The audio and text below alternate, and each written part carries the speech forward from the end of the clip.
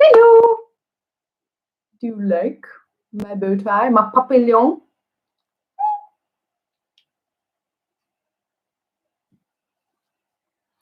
Okay, hi. I am going to get started in a minute, and we're just waiting for our Facebook friends and Instagram friends to join us, and then we'll get started.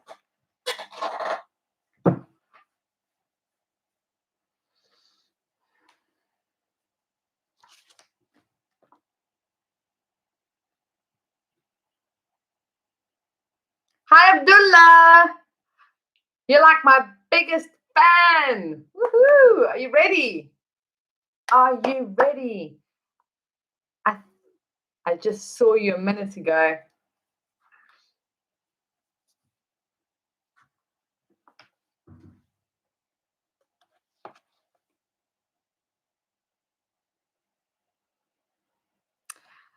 Ooh. Wavy. Hello there. Are you excited? Hello.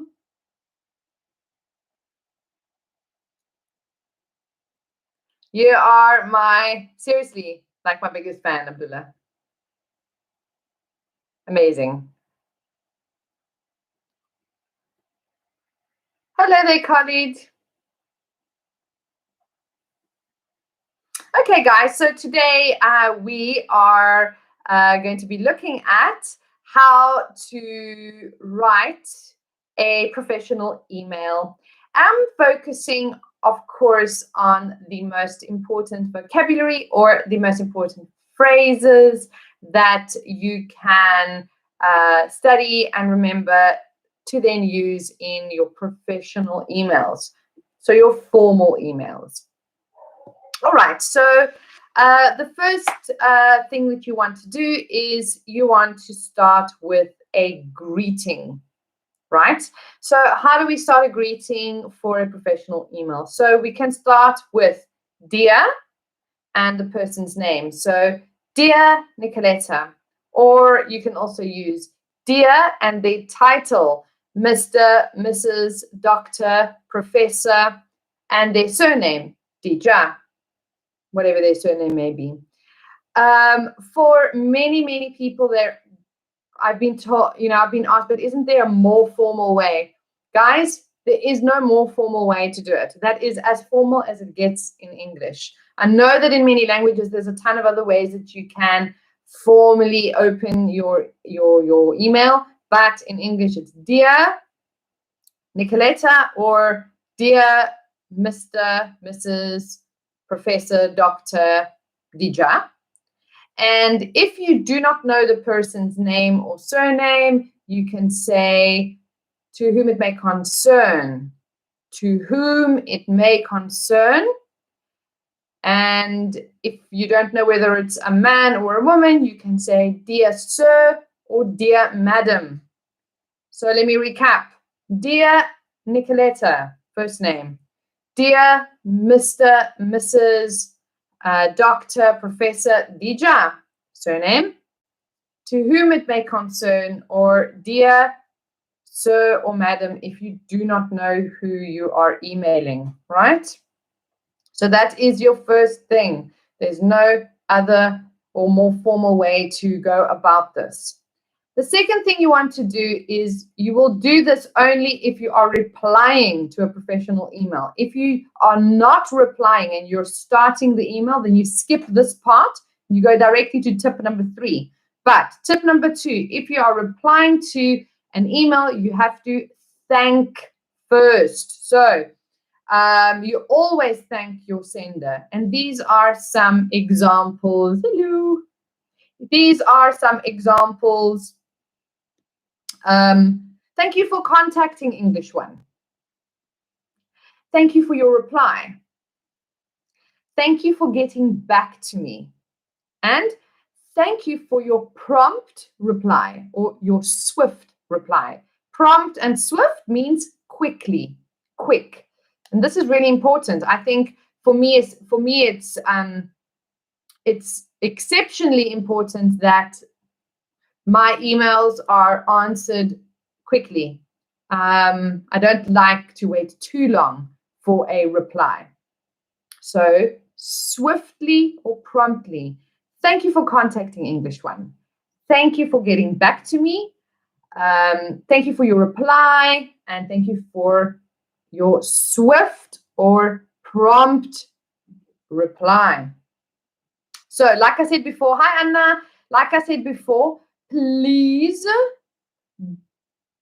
you don't have to do this if you are not, you don't have to do this. You don't do this if you are not replying. It's a little bit weird to thank them if you are starting the email. So you skip the thanking and you go directly to the third tip. Hello, Dingbat. You go directly to the third point, and that is get to the point.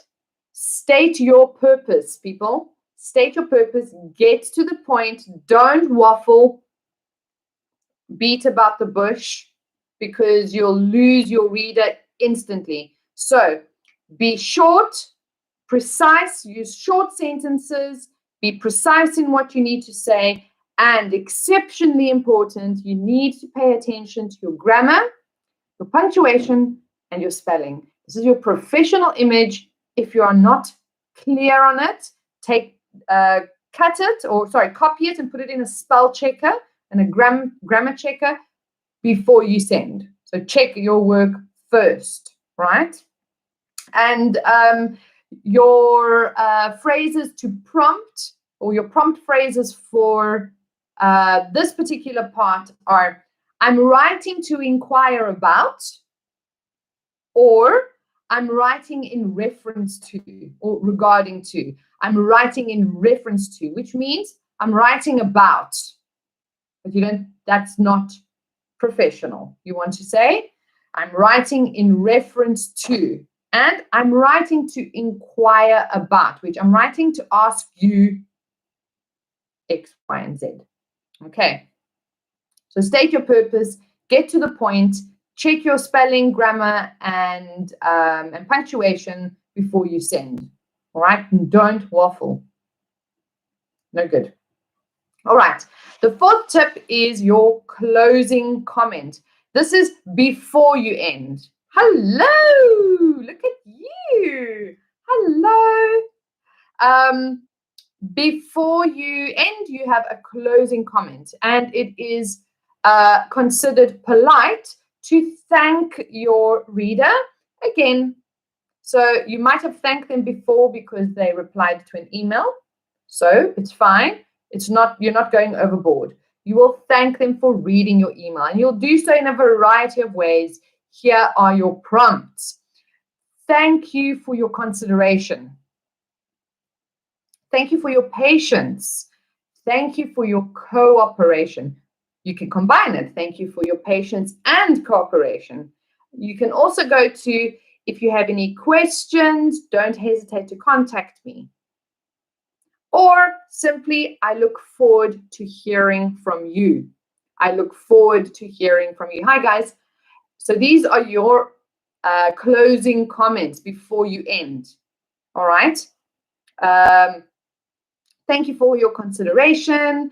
Thank you for your patience. Thank you for your cooperations and your patience. If you have any queries, don't hesitate to ask me. And I look forward to hearing from you. Hello, Raphael. Marwan, how's it going, people? Do you like my papillon? This is my version of professional. Okay. Then once you've done that part, you will end your email simply by saying, thank you, best regards, or sincerely. Thank you, best regards, and sincerely. Best regards, capital letter B, small letter R, comma. The same with sincerely. Well, it's only one word. Capital letter, comma, and then your name. All right, this is really important, guys. It's small, it's nitty, but if it's a professional email, guys, you want even the commas to be professional. All right. Again, double check. Yesterday I spoke about product writing, which is a way for you to check a model of something that you need to create in the written form. So, for example, if you want to write a comparative essay, go online and find a comparative essay written by a native speaker or proficient speaker of English. Check what they write. Look at the layout, the format, the type of grammar they use, and then compare it to what you have come up with. So you can do the same with emails. All right, so that's one thing. Hi, Paloma. Oh my goodness. Mwah, mwah. Hello, everybody. Hello, Hassan. So it's really, really important that with a professional email that you hit the right spot by being meticulous.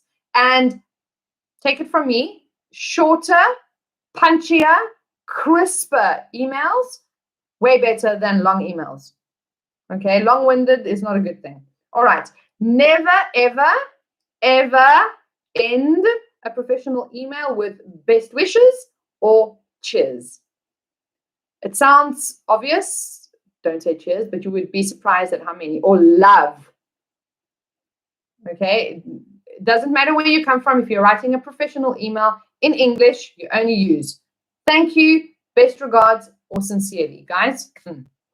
And if you know the person, it's different.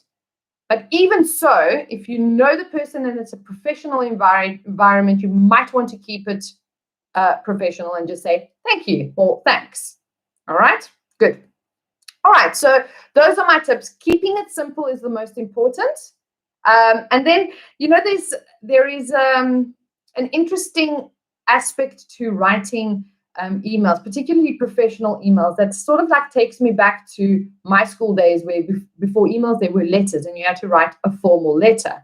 And it was funny how people can do really, really well in a formal letter or with a formal letter or formal email because it's formulaic, guys. It's you follow a very specific formula. Anna Costa, kind regards. Yes, you can say kind regards. It's a little outdated though. When it comes to kind, it's always best to leave it with a more relaxed email. But if you do use it with a lowercase r, so kind regards with a small r and a comma. All right. So as I was saying, the letter writing or email writing for formal cases, formal letters, follow a formula. So if you can follow that formula and use those prompts, at the end of the day, once you've written a couple of emails, it's a matter of cut and paste, if you know what I mean. You will start remembering it. So it's a little bit easier. You reuse the same vocabulary over and over. So what changes is the body regarding what the email is about. But the beginning, the opening, the closing comments, and end are always the same. So perfect that.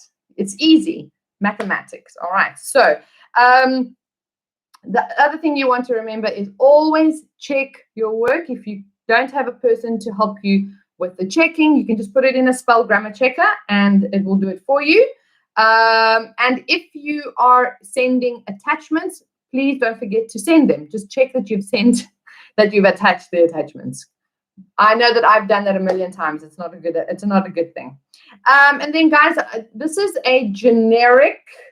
These are generic tips for the professional email. There are many different types of professional emails. So you can be typing about making a request, about asking for information, offering help, complaining, apologizing. All of these follow other slightly different formulas that you can learn. All right. So keep that in mind. Guys, that is the end of my tips. I hope that you've taken something from it. If you just joined us, the video will be recorded, so you can go back and watch it afterwards. Once again, as a reminder to all of you, English One is online. We offer amazing classroom environments with fantastic teachers, as well as private lessons and specialized group classes. For example, IELTS, we have all of these available to you. So if you are interested in any of them, please reach out to us on any of our platforms or our email, learn@englishone.co, and we will send you the relevant information, and you can become a part of the English One family. Yes. So with that, I leave you, and I look forward to seeing my English One family at 6 p.m. for our social club this evening. And I love you and leave you. I'll see you tomorrow afternoon. Bye-bye.